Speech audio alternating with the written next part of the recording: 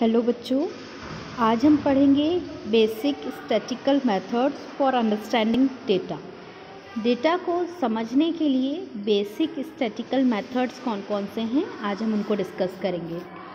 ये डिस्कस करने से पहले हम ये देख लेते हैं कि डेटा कितने प्रकार का होता है। तो सोर्सेज के आधार पर डेटा दो प्रकार का होता है, प्राइमरी डेटा और secondary data. Depending on the sources, the data can be classified in two categories. One, primary data, and second, secondary data. First, we talk about the primary data. These are the data which are collected for the first time by the investigator for the first time for a specific purpose. Primary data are pure in sense that is no statistical operations has been performed on them and they are original. Primary data जो होता है वो investigator द्वारा किसी भी उद्देश्य के लिए पहली बार कलेक्ट किया गया डेटा होता है। मतलब कोई भी यदि सर्वे हो रहा है या कोई और काम जिसके लिए डेटा को कलेक्ट किया जा रहा है, तो सबसे पहले जो हम डेटा को कलेक्ट करते हैं उसको हम बोलते हैं प्राइमरी डेटा। प्राइमरी डेटा मतलब सबसे प्योर, सबसे शुद्ध डेटा माना जाता है क्योंकि इस पर कोई भी स्टैटिकल ऑपरेशन परफॉर्म नहीं किया गया है, तो इसको हम ओरिजिनल डेटा भी बोलते हैं, है ना। जैसे कि प्राइमरी डेटा का एक उदाहरण है कि हमारे यहाँ जब वो होती है क्या काउंटिंग की कितनी जनगणना होती है ना कि इंडिया में कितनी पॉपुलेशन है, तो वो प्राइमरी डेटा की श्रेणी में आता है। फिर उस प्राइमरी डेटा को फिर बाद में भले उसको प्रोसेस किया जाता है, बट प्राइमरी डेटा सबसे पहला डेटा जो कलेक्ट किया जाता है किसी भी शोधकर्ता द्वारा, किसी भी कार्यकर्ता द्वारा जो कलेक्ट किया जाता है सबसे पहला डेटा, वो प्राइमरी डेटा कहलाता है।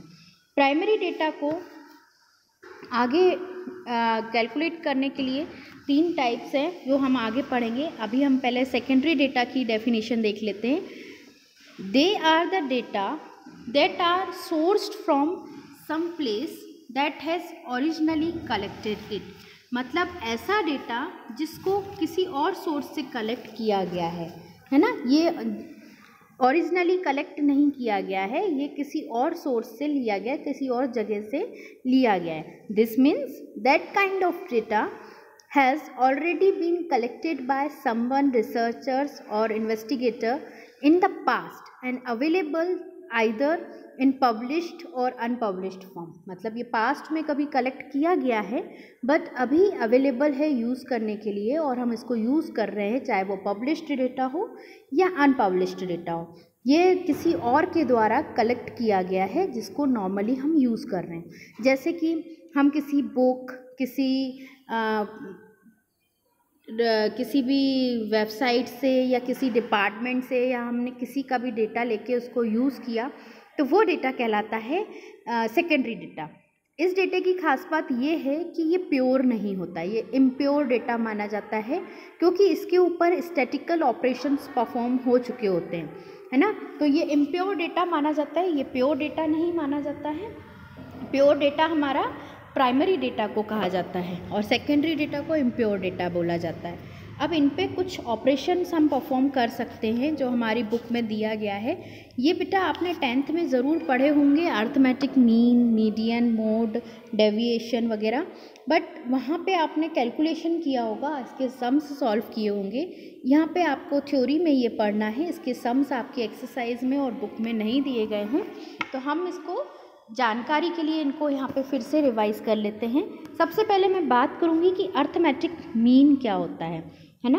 तो अर्थमेटिक मीन, जब हम डेटा के एक बड़े सेट के साथ काम कर रहे होते हैं तो उस डेटा को समझने के लिए हमें यदि उस डेटा का एवरेज कैलकुलेट करना होता है, एवरेज निकालना होता है, तो अब हम इसे एवरेज मीन कहते हैं। अर्थमेटिक मीन यानी कि हम मीन सेंट्रल टेंडेंसी को माप रहे हैं। इसका सबसे ज़्यादा उपयोग हमें एक मीन सेंट्रल टेंडेंसी को निकालने के लिए किया जाता है। मीन निकालने के लिए हमें क्या करना रहता है कि हमारे पास जितने भी वैल्यूज़ हैं, है ना, मीन कैसे निकालते हैं कि जितना भी हमारे पास कलेक्टेड डेटा है divided by the number of values कर देते हैं। सबसे सिंपल टर्म्स में हम ये कह सकते हैं कि हमारे पास जितनी भी वैल्यू हैं उन सबको हम ऐड करेंगे और फिर नंबर ऑफ़ वैल्यू से हम डिवाइड कर देंगे। यदि आपको समझ नहीं आ रहा है तो मैं इसको एक एग्जांपल लगा के आपको समझाना चाहूँगी ताकि आपको सिंपल तरीके से अर्थमेटिक मीन कैसे निकालते हैं वो समझ में आ जाए। हालांकि इसके कैलकुलेशंस आपको ज़्यादा नहीं है, करना ही नहीं है, बट आपको फिर भी पता होना चाहिए कि हम मीन कैसे कैलकुलेट करते हैं। ओके, तो फॉर एग्ज़ाम्पल मेरे पास 5 बच्चों के नंबर हैं, ठीक है, जिसमें पहले बच्चे को 15 नंबर मिले हैं, टेस्ट के नंबर हैं ये आउट ऑफ 20, दूसरे को 18, तीसरे को 12, चौथे को 19 और पाँचवें को 11। ये कितने बच्चों के नंबर हैं? 5 बच्चों के नंबर है, ठीक है। इन सब का यदि मैं टोटल कर दूँ तो जो भी मेरा टोटल वैल्यू आएगी उसको मैं डिवाइड कर दूँ किससे? 5 से, क्योंकि ये 5 बच्चों के नंबर हैं। तो इन सब का टोटल डिवाइडेड बाय 5 कर दूँगी तो वो मेरा कहलाता है मीन वैल्यू या एक एवरेज वैल्यू कहलाती है, ठीक है। तो मीन निकालने के लिए हम क्या करते हैं? We add all the data sets divided by the number of values, ठीक है। तो हमारा मीन निकल आता है, तो इसका मीन निकलेगा 15, ठीक है। तो इस तरीके से हम बहुत सिंपल तरीके से मीन कैलकुलेट कर सकते हैं। मीन का मतलब एवरेज वैल्यू, यहाँ पे हमें एवरेज कैलकुलेट करने में सहायता करता है जिससे हम डेटा को समझ पाएँ, ठीक। अब नेक्स्ट आता है हमारा मीडियन। मीडियन हम कैसे निकाल सकते हैं उसको समझते हैं, और मीडियन कैसे निकाल सकते हैं और मीडियन क्या होता है ये समझते हैं। मीडियन यानी कि पूरे डेटा सेट की मिडिल मोस्ट वैल्यू को हम मीडियन कहते हैं। किसे मीडियन कहते हैं? The value of middle most, है ना, जो सबसे बीच की वैल्यू होती है उसको हम मीडियन कहते हैं। Median is the middle most value of given data set, ठीक है।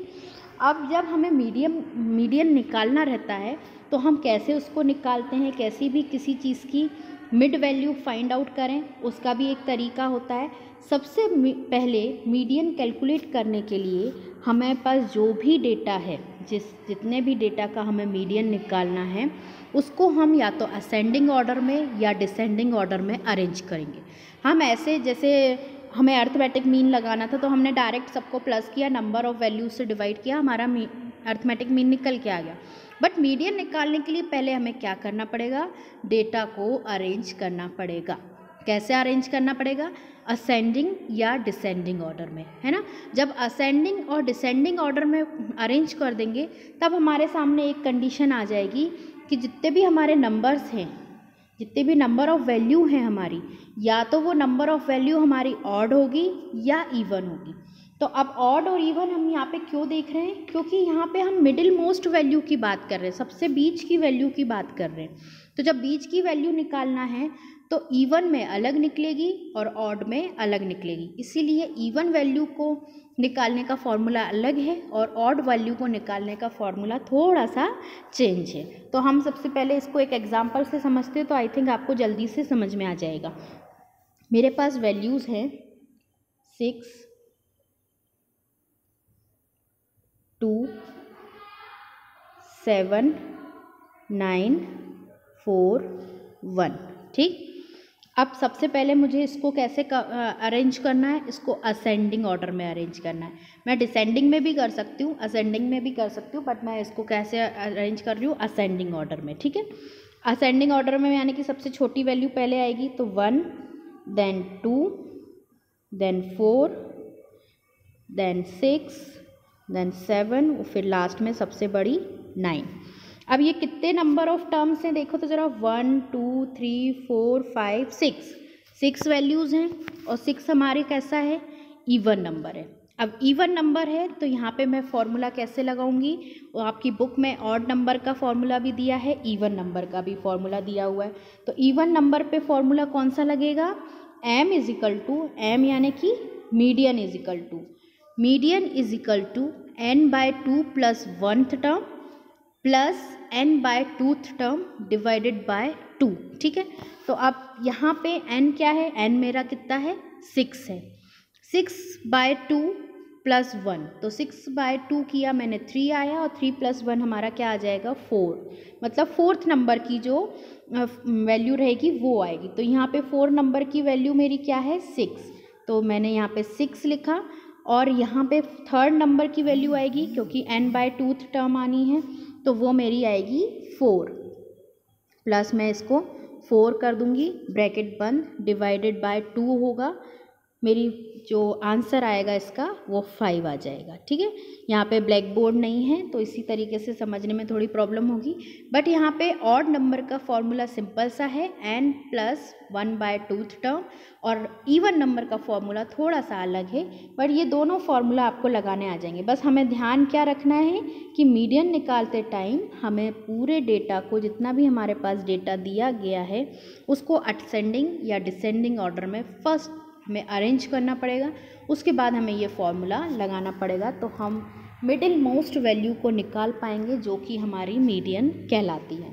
अब हम बात करते हैं मॉड की, कि मॉड कैसे निकालते हैं और मॉड क्या होता है। ठीक है, मॉड मतलब पूरे डेटा सेट में सबसे ज़्यादा आने वाली फ्रिक्वेंसी, दैट इज़ मॉड। ठीक है, मोड की value which occurs most frequently in the set of observation. जब हम किसी भी ऑब्जर्वेशन पे काम कर रहे हैं, हमारे पास कोई भी डेटा सेट है, तो कई बार ऐसी होती है जो वैल्यू बार बार रिपीट होती है ना, जो सबसे अधिक बार, या सीधे शब्दों में हम बोलें कि वह संख्या जिसे सबसे अधिक बार दोहराया जाता है पूरे रिजल्ट सेट में या डेटा सेट में, अर्थात हाईएस्ट फ्रिक्वेंसी वाली संख्या। जब हमारे पास ग्रुप्ड डेटा रहता है ना, तब हाईएस्ट फ्रिक्वेंसी वाली डेटा को हम क्या बोलते हैं, मोड बोलते हैं। अब मोड निकालने के लिए सबसे सिंपल तरीका तो ये है कि मेरे पास जो भी डेटा सेट दिया गया है उसमें मैं देख लूँ कि कौन सी चीज़ डबल ट्रिपल बार रिपीट हो रही है, वो मोड हो जाएगा। तो जैसे कि मेरे पास वैल्यूज़ दी गई हैं 4, 89, 65, 11, 11, फिर 54, मैं कंटिन्यू में लिखती जा रही हूँ, 11, 90, 56, ये कुछ वैल्यूज़ दी गई हैं। ठीक है, अब इन वैल्यू में देखिए कि कौन सी वैल्यू बार बार रिपीट हो रही है। 4 रिपीट नहीं हो रही, 89 रिपीट नहीं हो रही, 54 भी नहीं हो रही, 90 भी नहीं। ये जो 11 है वो 2 बार आया है, तो ये हमें ऑब्जर्वेशन क्लियरली देखने में समझ में आ गया कि ये 11 है, ये 2 बार आया है, बाकी कोई वैल्यू हमारी रिपीट नहीं हो रही है ना। तो इस पूरे ऑब्जर्वेशन में हमारी मोड वैल्यू क्या होगी 11, हमारा आंसर क्या हो जाएगा 11, क्योंकि यहाँ पे 11 सबसे अधिक बार आने वाली संख्या होगी।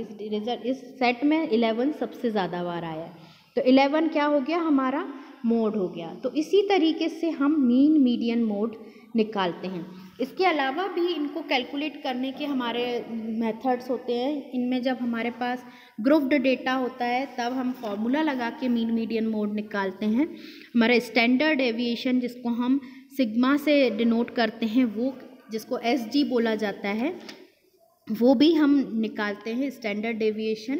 और इसके अलावा वेरिएंस यानी डिफरेंस, जो कि स्टैंडर्ड डेविएशन का स्क्वायर होता है, उसको भी हम कैलकुलेट करते हैं डेटा कैलकुलेशन में, या डेटा को समझने के लिए, डेटा को शॉर्ट करने के लिए हम इन चीज़ों को लगाते हैं। तो सिंपल सी टर्म है, आसान शब्दों में कह सकते हैं हम कि जब भी हमें किसी भी डेटा का, किसी भी सेट का यदि एवरेज निकालना हो, तो हम उसका अर्थमेटिक मीन भी कैलकुलेट कर सकते हैं। जब हमें उस डेटा की मिडिल मोस्ट वैल्यू कैलकुलेट करना हो, तो हम उसका मीडियन कैलकुलेट करते हैं। और जब हमें किसी डेटा में हाईएस्ट फ्रिक्वेंसी, मतलब कौन सी चीज़ सबसे ज़्यादा बार आई है, कौन सी संख्या सबसे अधिक बार दोहराई गई है, तो हम उसका मोड कैलकुलेट करते हैं। आप इस थ्योरी में हमने ये समझा। इसके अलावा इसके जो एग्जाम्पल्स हैं वो आपकी बुक में नहीं है, आपको इसके कैलकुलेशंस नहीं करना है। आज के लिए इतना ही, नेक्स्ट वीडियो में हम कुछ नया समझेंगे। Thank you.